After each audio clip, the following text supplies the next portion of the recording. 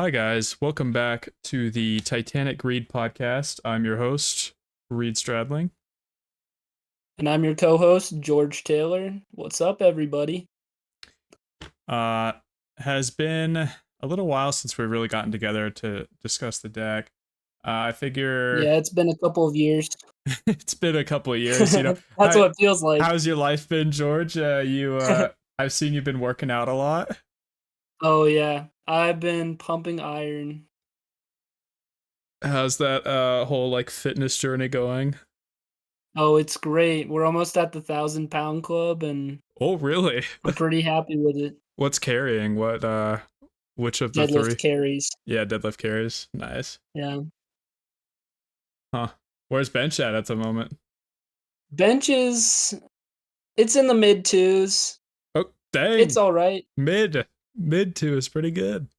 Pretty mid twos. Yeah. Yeah, no, it's a good bench. You hopped on the peptides or whatever it is. No, just kidding. I don't know. Bro, I'm not on anything besides creatine. Nice. Yeah, right now, squat's my favorite, deadlift is my strongest, bench is the weakest, but it's also fun, and I'm having a blast. What have you been up to, Reed? I've been playing a lot of Magic, but like snowboarding. My new job's been fun. Uh, Yeah, what do you do for work, Reed, for everybody who's curious? I'm an engineer and I work at a company, but So basically, Reed is a genius, guys. so yeah, it's been good, and I feel like Modern hasn't been the most competitive format recently, so just people's heads aren't quite as in the game. However, it was announced that the upcoming RCQ season will be Modern, which I'm very excited about. Yeah, Reed, do you think there's gonna be like a ramping up of competitiveness as we get towards that season? It feels like it should, but what do you think? Yeah, I definitely think it will be, and I also think there will be if you're a new Titan player or considering being a Titan player, now potentially is the time to really start and to really dig in if you want to be good by the time RCQ season rolls around, and if you want to be really good by the time the RC comes around. I would start about now, is my advice. It just takes a while to sort of ramp up into it and to really be confident, like a confident player of the deck. So Yeah, it definitely does. Amulet is a skill diff archetype. yeah, you really do just have to skill diff people, or Yeah, or you'll just get beaten up every time you play. Um, yeah, it's always on very tight margins that you win with the yeah. deck. So, uh, hopping right into things, a new card was printed since the last podcast episode, or I can't remember, but I don't think we Yeah, it's discussed since the it. last podcast episode, I believe, or maybe right after it, but this card is Formidable Speaker from Lorwyn Eclipsed. Tell us about that card, Reed. Yeah, so the card is 3 mana, discard, go find a creature, and also has an activated tap ability that costs 1 to untap a permanent. Now, looking at lists here, we have a couple of things that it could untap. We have Lotus Field and we have Bounce Lands. Bounce Lands would be +1, Lotus Field would be +2. Um, there's a little bit of upside there. I feel like the Yeah. the true the true ability is going to be able to search for something out of your deck. Maybe put like better bullets in your sideboard, stuff that's red or colorless, like Soulless Jailer. Um, you could play Or something Discoto, two's favorite Magebane Lizard. Mace Fan Lizard. You could play something like Explosive Prodigy, and Oh yeah, search up. There's some silly stuff you could potentially do. some fun things. That's for Um, sure. however, I have not included the card in any of my lists because I just feel like it doesn't fit into the streamlined type of deck that I like playing. And here I am with my stock up in my list and all that. But like I like things um that are very tight on mana, if that makes sense. Like I like very streamlined, uses for my mana, and Formidable Speaker is not so much that. It's much more optionality. You're really paying an extra tax. It's like Nature's Rhythm is a tax of 2. Green Sun Zenith is a tax of 1. Formidable Speaker is a 3 mana tax on whatever creature you want to fetch out of your deck, which is pretty significant. I guess that cost could be offset by like a bounce land on the field. For a future turn, you get like 1 extra mana, I guess. That could be sort of reasonable, like a 2 mana tax. Yeah, Um, that could. The dream with this card is like you're playing a Lotus Field with an amulet out, and then you untap it before you sacrifice it or whatever, and get up to your 7 mana GSZ or your Titan that you searched up with the speaker. But I don't know. The tax that Reeb was talking about is pretty real. Takes another turn a lot of the time to get whatever you searched out. and obviously what I'm saying is not completely correct. Like if you have critical thinking skills, you can determine like, oh, you're offsetting this cost by doing it over the course of 2 turns. However, like 3 mana on one of my turns, I either want that to be Spelunking or Scapeshift most of the time, or like a Rumble to find something, or like some sort of cantrip, something like that. Um, Yeah. I guess you could think of Speaker as like an overpriced cantrip, like 1 extra mana, find exactly what you want, maybe? I don't know.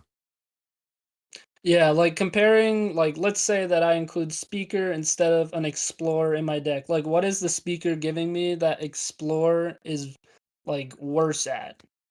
Like obviously tutoring up a card is really strong, but Mm-hmm. it's a more expensive card and it's And more also, awkward in and those. also, if you're stuck on lands, it doesn't help you there. Like, you can't go find a bounce land with it. Versus Rumble, you could do something like that. Yeah, Um, it's true. and a We'll lot of the also time, discuss explore versus rumble later because that's again a conversation that we can always have. when you're playing, do you feel like you more often get screwed on the last land you needed before you can cast a Titan, or having the threat and you have too many lands? Or is it exactly equal for you? Honestly, it feels like the threat a lot of the time, but I have got stuck on the land. It's probably equal. It's probably It's equal. just it hurts more when you're missing the threat, which is probably like that goes into my mental like thinking Yeah. about this, but it's probably equal. Yeah, you probably weigh it more in your head. To me, honestly, I feel like Yeah. I miss out on that last land maybe 55%, and then the threat like 45%. Yeah, so it's just like a slight difference there. That's interesting though. Maybe that means, I Yeah. should play more lands. Who knows? Yeah. The genius Reed, are you solution. back? What's your land count on right now? I was so if you're counting a Dryad Arbor, I'll be on 32. And then list without Dryad Arbor 31. Especially if you're running Rumbles, you can go to 31. And then on Explore builds, I think 32 is better.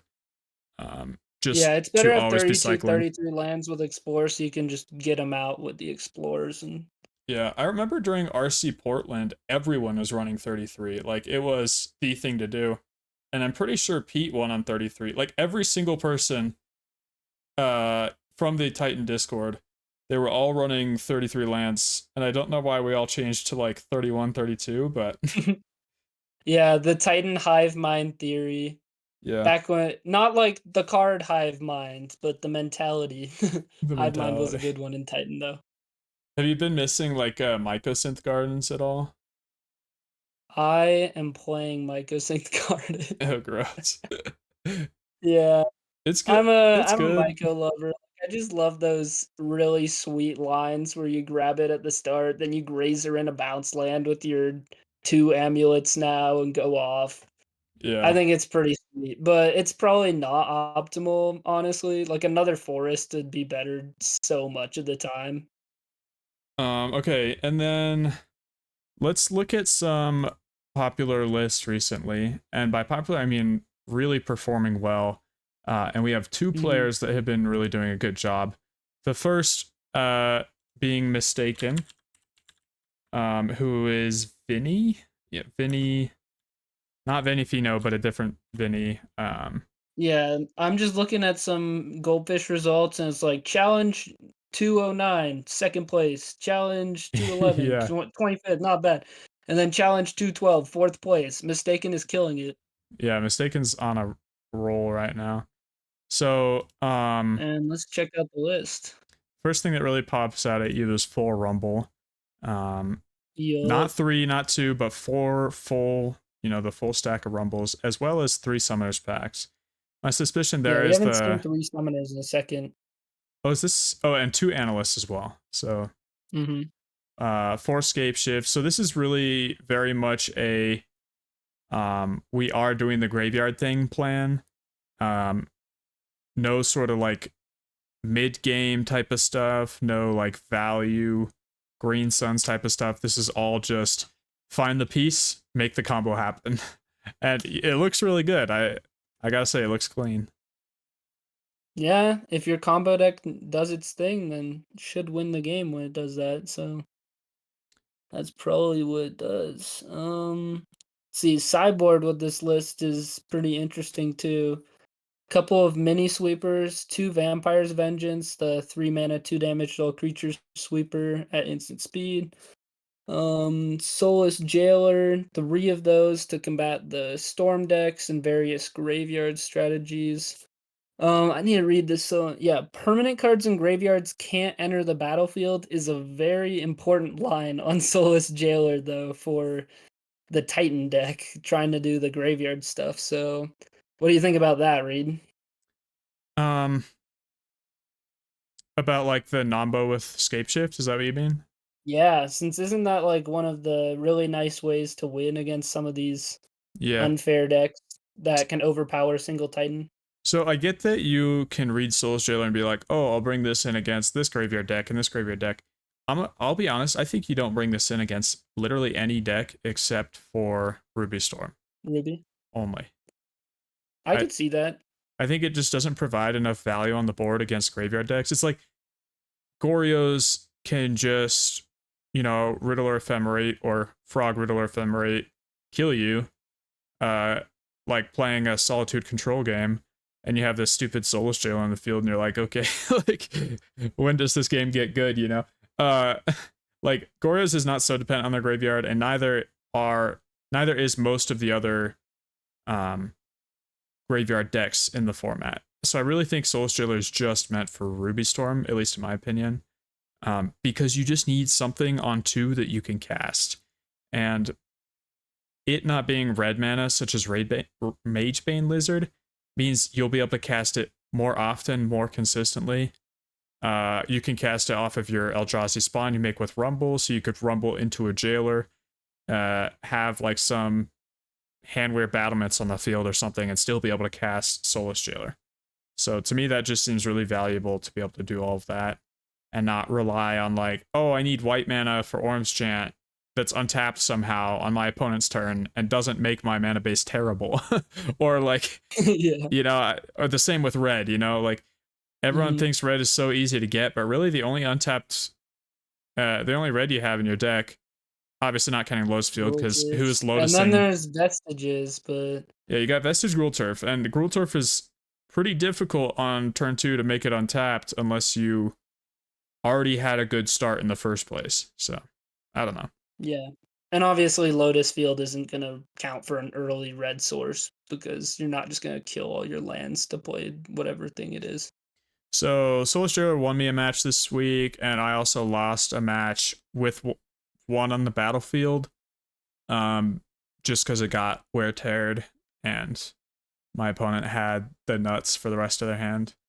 Um, Mm. I was trying to figure out how to sideboard well with this, like whether we still want dismembers or whether we want to lean all the way into the Soulless Jailer plan. I don't know. The sideboarding is complicated there, but the fact remains that you need to be able to beat Ruby somehow. It's a matchup that really can be hated out if you choose to hate it out, as opposed to something like Frog, where you're like, oh, I put 6 into my deck. It's like 6 isn't going to win every time. It'll win sometimes. Soulless Jailer, if you get it and stick it and they can't remove it, it'll win every time. So, Yep. Scape shift in that case, maybe you trim one or two, but if you don't get Soulless Jailer in a game and you can't like speedy win with scape shift, I think you're just losing equity. So if you do have Soulless Jailer on the field, just use scape shift as like a ritual or something. You have time, you can sort of relax because your opponent can't do anything until they draw the Yeah. removal, which is really funny. Uh-huh. Yeah, Solus I think since the addition of Solus Jailer, I'm not sure this is like a concrete stat, but the win rate in that matchup went up probably 10 to 12% for Titan since Oh, really? when people play 3 to 4 Solus Jailer, I believe. That's interesting. I did not know that. Went from like probably a 70-30 to a 60-40, I believe. Mm-hmm. Notably mistaken, putting up all these results with four forests. You know, Read or Forest in.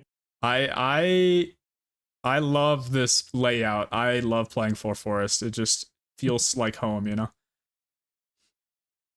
Yeah.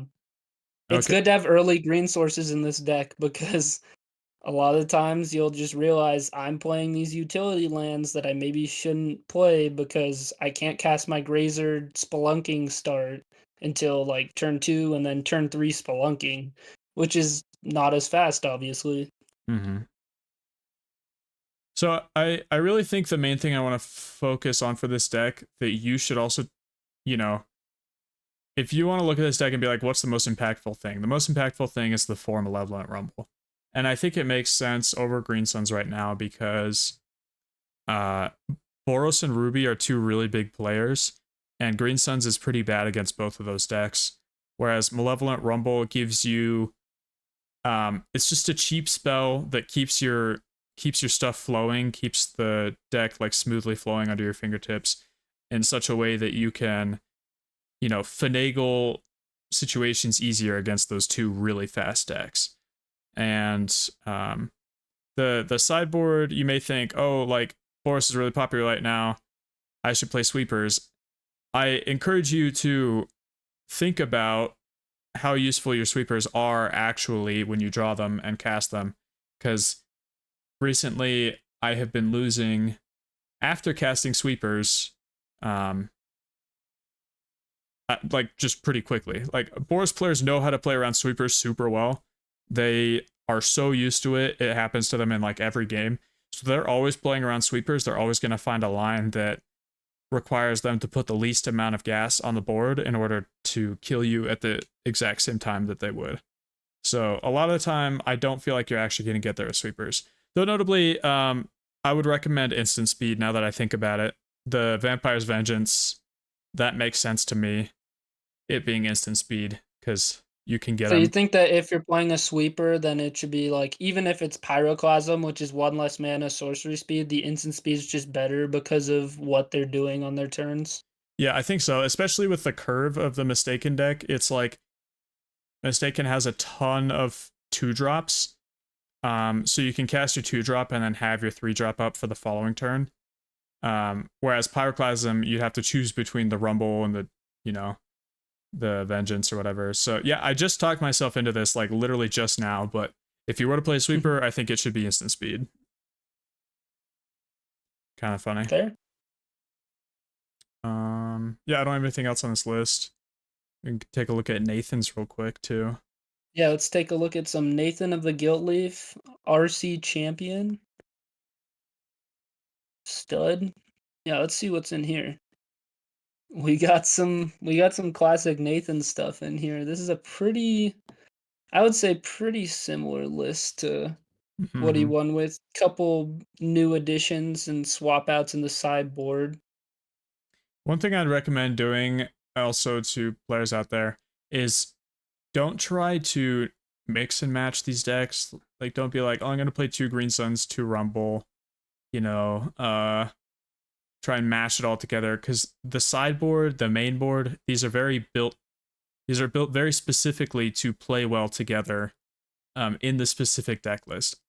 Of course, you should improvise and change your deck around, but But um yeah, Like, Nathan's not playing Insidious Fungus in his sideboard just to have 1 in his deck. There's 4 Green Sun Zenith, and that's why the card's in the sideboard. Yeah, exactly.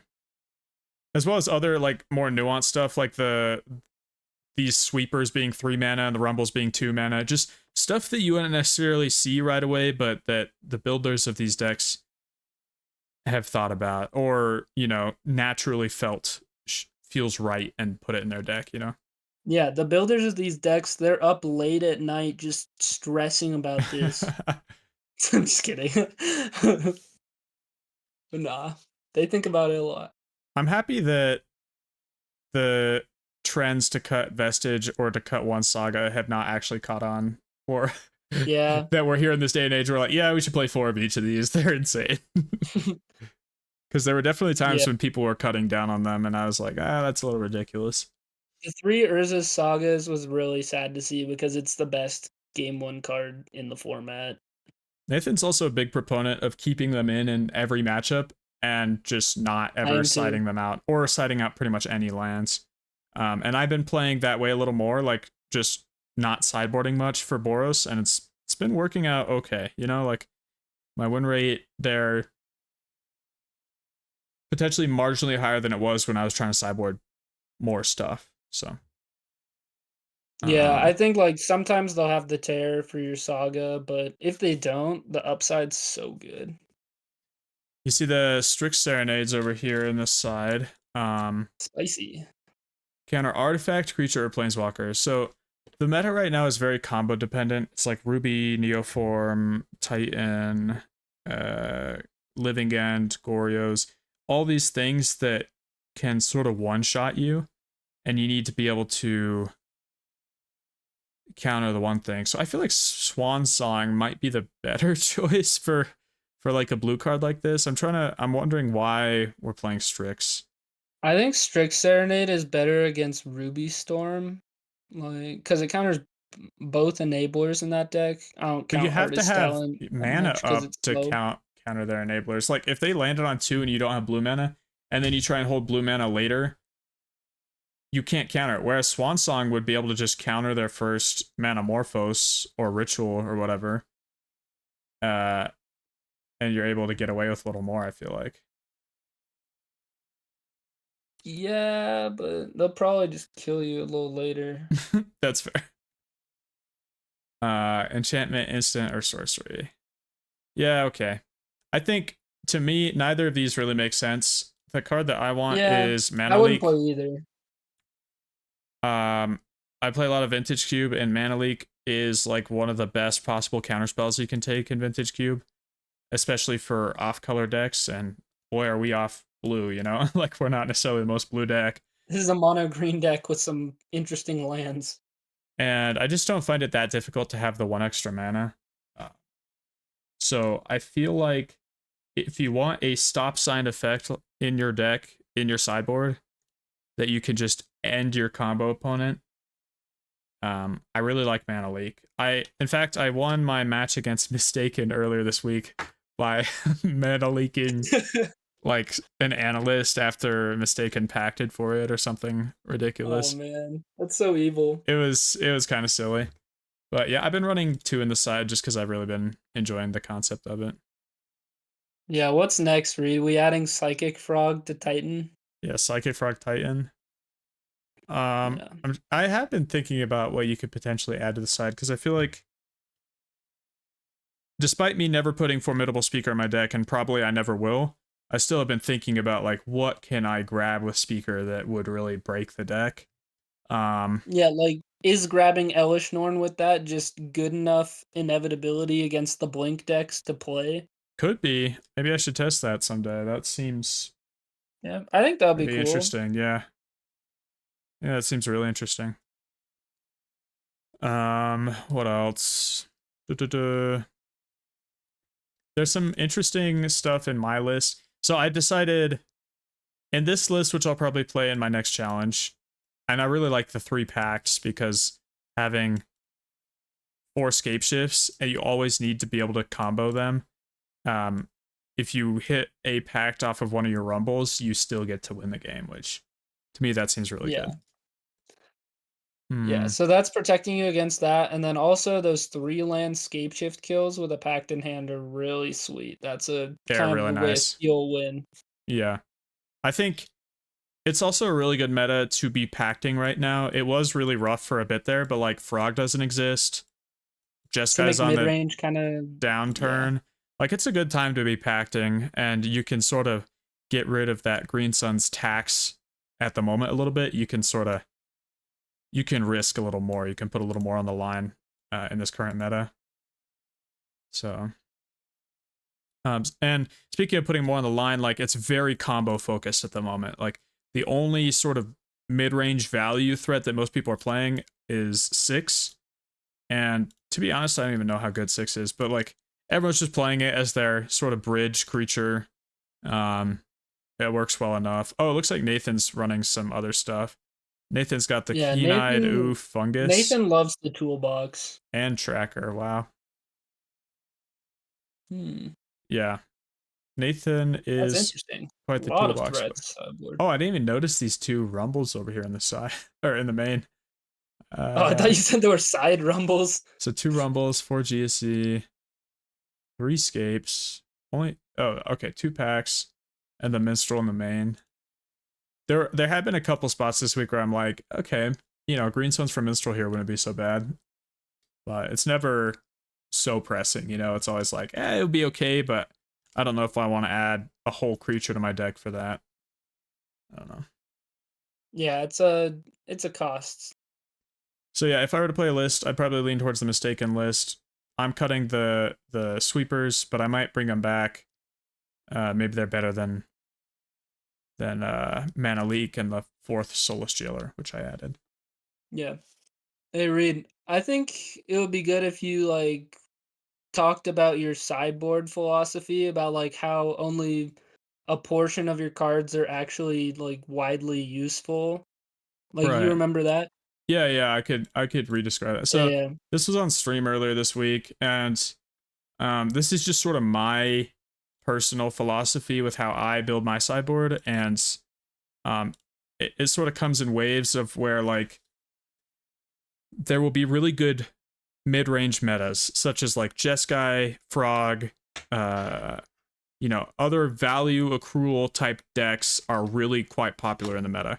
And during those metas, you really like to have your, cyborg green chuds. You like to have your random dudes that just do stuff. You like to have card advantage in the sideboard. You're not so like combo focused. Um, and in those metas, your sideboard slots are pretty much all spoken for. It's like I can't add that random bullet because I need to play this tireless tracker right now, or I need an ice till or a stock up, something like that. Um, However, the meta right now is not so value accrual centric. The meta is very speedy. You have Boros and Ruby at the top. It's like all you're gonna see all day, and all of your challenges are gonna be Boros and Ruby, like the whole time. You've got Neobrand Living End making a resurgence. Belcher's making a huge resurgence with its combo stuff. Yawgmoth is also back. Uh, you got other graveyard stuff, Goryo's Living End. You do still see Jeskai Blink, but it's not like 15% like it used to be. In the last 30 days, it's only at 5.8%. Um, so I mean, just a lot lower than it used to be, because it used to be like 15, something crazy. Eldrazi Tron, you also are pretty linear against that matchup. You just want to go fast, win the game. So you're more focused on your main board. Your main board is now better. You don't need the sideboard stuff so much. And that means that you have your like stock 7 cards, your Dismembers, your one or two Force of Vigors, um, I guess a Vexing Bauble, and a 6. That's pretty much the stock sideboard. And then now you have like 8 cards that you can just say, I'm gonna just use these as bullets against my hardest matchups. And I think that is what you should be doing right now, because Ruby is a really good deck at the moment. It's feeding against every deck, um, making top 8, top 4, and tons of challenges at the moment.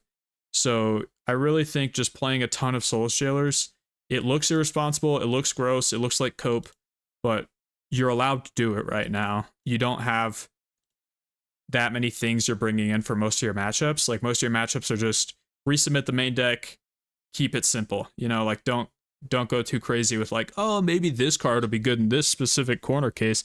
It's like, my brother, it's just Boros Energy. Run back your main deck. And yeah, I could even see cutting down on dismembers. I don't know. I think essentially those 8 slots, you can find what your worst matchups are and just run bullets for those. Def Jed said something in the Discord earlier this week like, oh, our 2 bad matchups are just Neoform and Ruby, so we should just run 4 Soul Stealer, 4 Vexing Bauble. And that kind of stuck in my head for a while. I don't think I want to run 4 Vexing Bauble at the That's a little moment. overkill. It's quite a bit, but I definitely added 1. And then looked over at Mistaken's list, and Mistaken had also added 1. So I was like, all right, I feel good confirming my suspicion there that Bauble will be good in the current meta.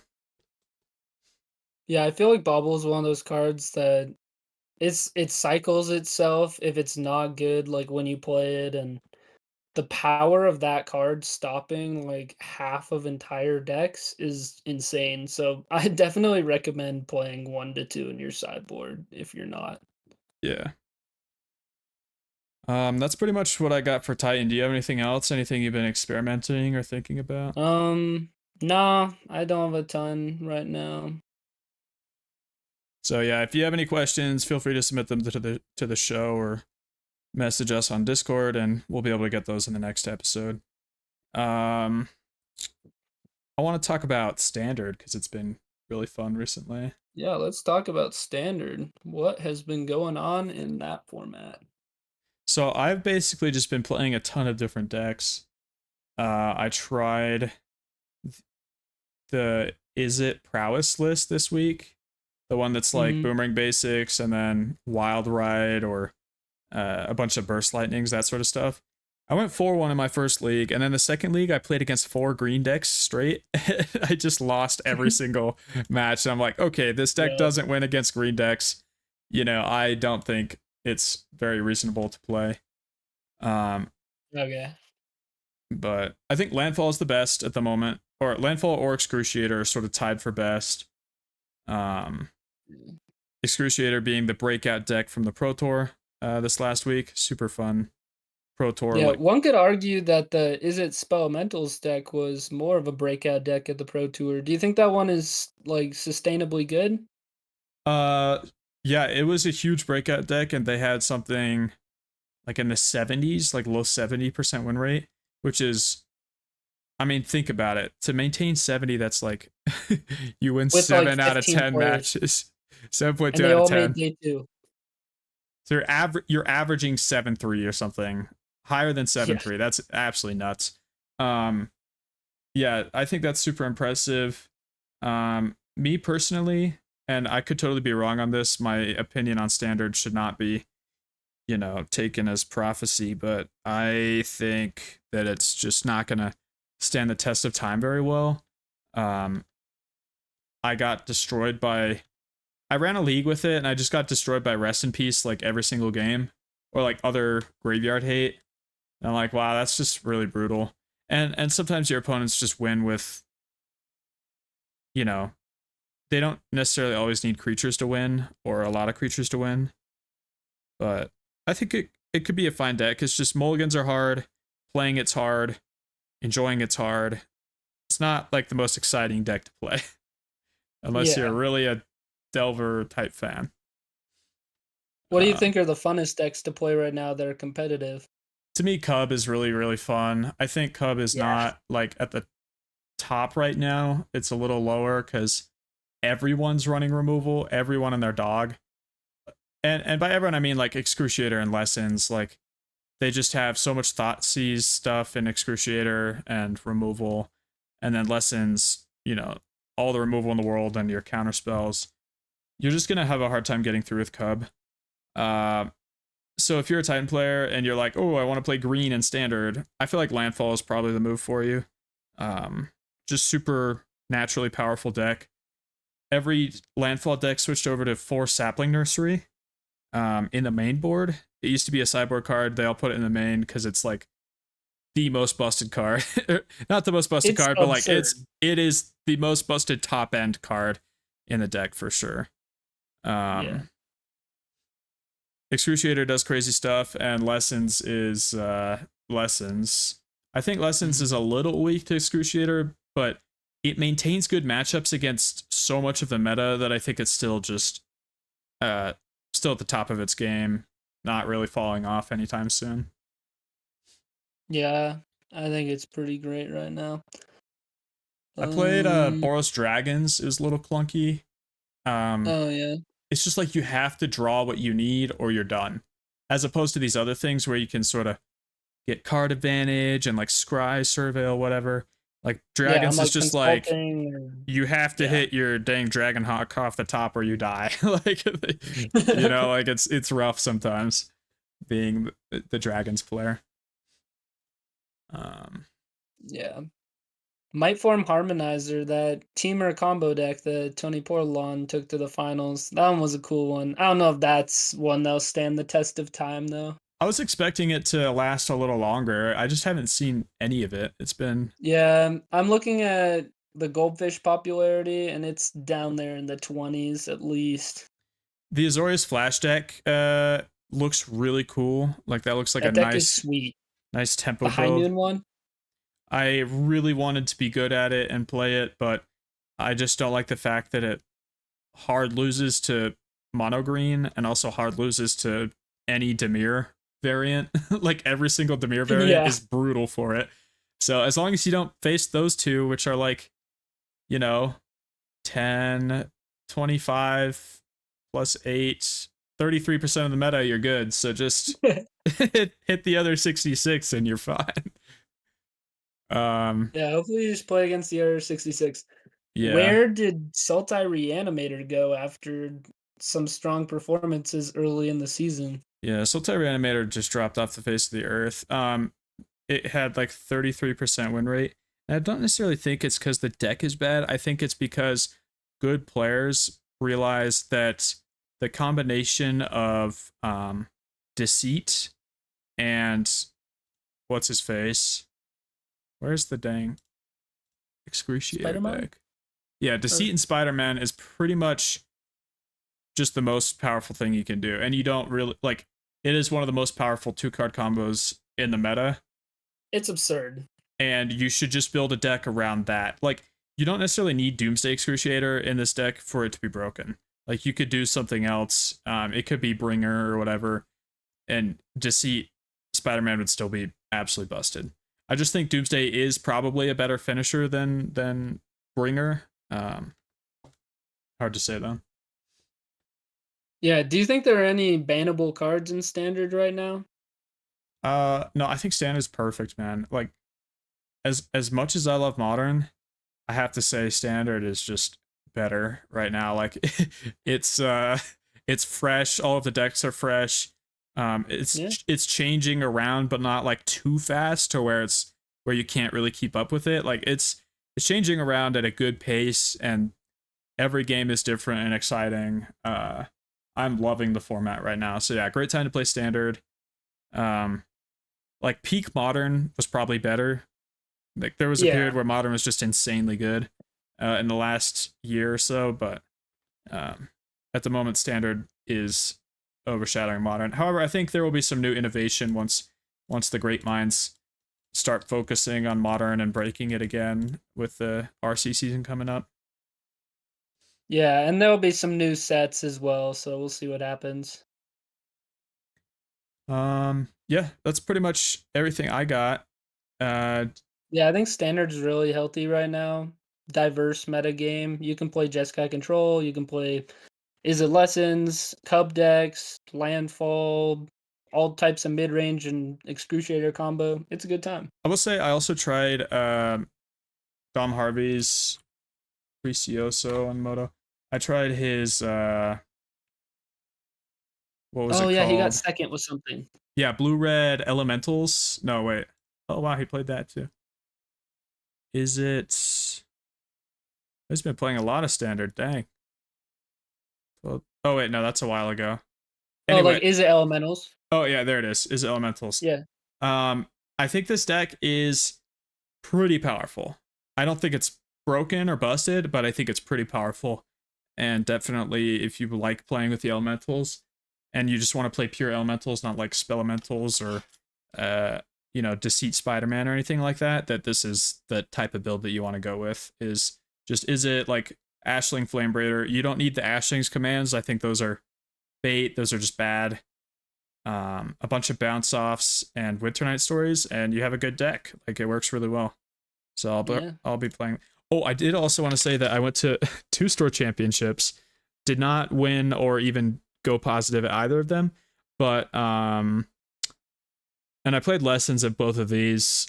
I I feel pretty good on lessons, like a top 16 showcase, whatever. That was fun. Um, and I got a full set from that, and I actually got to redeem the set for the real paper cards, Ooh, nice. which are pretty valuable at the moment. I think the set's like $400, something like that. But I went to these store championships. One of them, Matt Nass and Sam Pardee were both there, like just casually showing up to this like dinky little store. I want Ocelot Prides, man. Yeah, it was funny, man. The Ocelot Pride's like really good, and Oh, yeah. They're it, sick. and I got to meet some really cool people. I haven't been like going out that much to play in papers, so it was really good to go, meet some new people, and it was really fun. I loved it. Yeah, it's always a fun time when Riku 7 comes out of the dungeon and plays some paper. Yeah, yeah. I really have been in the dungeon. It's hard to drive so far up to Denver and be like, all right, I'm gonna Yeah, that's play. hard to justify, honestly. Yeah, especially when you drive for like 30 minutes and then they're like, oh, we don't have the promos or anything, and we also sort of didn't know this was happening. And I'm like, okay. They give you that Warhammer 40K stare, and you're like, all right, buddy. I can't. Yikes. But yeah, that's what I got for the podcast. Yeah, I don't have much more, so Want to wrap it up for we us? will catch you guys next time. Remember to follow, subscribe, and do all the stuff for Reed. Help him grow. And Peace. yeah, later, y'all.